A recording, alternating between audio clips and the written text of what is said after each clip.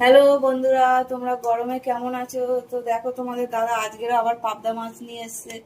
তো দেখি পাবদা মাছ দিয়ে কিভাবে করি। তো চলো মাছটা আগে ধুয়ে নিই, তারপরে কিভাবে করব তোমাদের দেখাবো।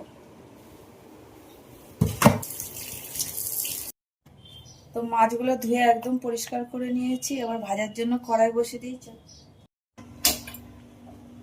কড়াই বসিয়ে দিলাম মাছ ভাজার জন্য।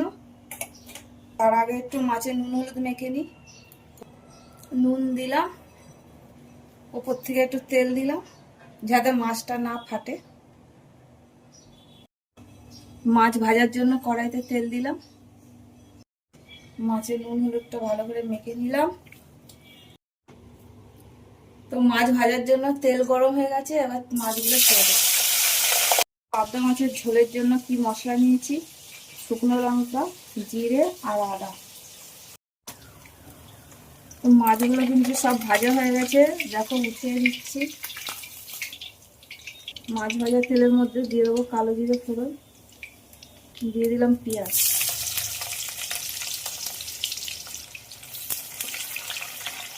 দিয়ে দেবো টমেটো কুচি, দিয়ে দেবো নুন, একটু ঢাকা দিয়ে দেবো, তাহলে পেঁয়াজটা আর টমেটোটা নরম হয়ে যাবে।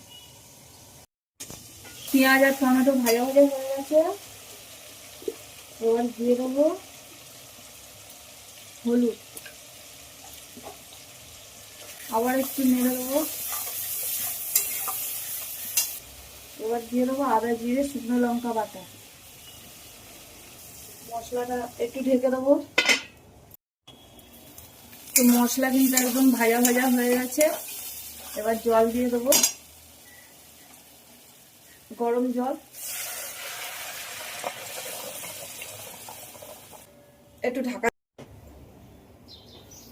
তো মাছের ঝোল কিন্তু একদম ফুটে গেছে, এবার মাছগুলো দিয়ে দেবো, আবার একটু ঢেকে দেবো। তো মাছ দেওয়ার পরে দেখো ঝোল একদম ফুটে গেছে, এবার একটু ধনেপাতা দিয়ে দেবো, আবার একটু ঢেকে দেবো।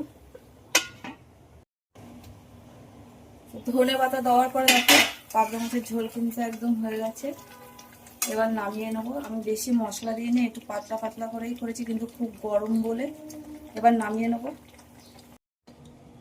তো আজকের আদা জিরে বাটা দিয়ে পাবদা মাছের ঝোল বানিয়েছি। তো আমার ভিডিওটা যদি তোমাদের যদি ভালো লাগে, লাইক করো, কমেন্ট করো, শেয়ার করো। আর তোমরা, খুব গরম পড়েছে, তোমরা সবাই ভালো থেকো, সুস্থ থেকো, টাটা।